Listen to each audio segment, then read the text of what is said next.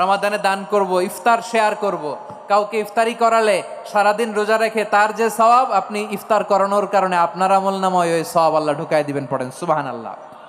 সাহাবারা বললেন, নবী আমরা গরিব মানুষ, ইফতারি খাওয়ানোর পয়সা নাই।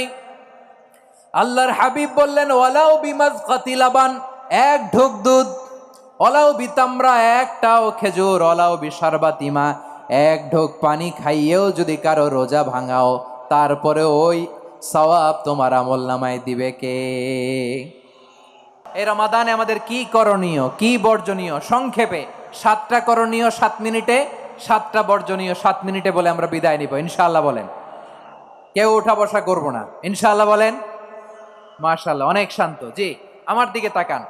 রমাদানে, আসন্ন রমাদানে আমাদের 7টি করণীয়। 1 নাম্বার করণীয়, এই রমাদানকে আপনি কোরআনময় করে তুলুন। কোরআনময় করে তুলুন 2025-এর রমাদান। এই হচ্ছে আজকের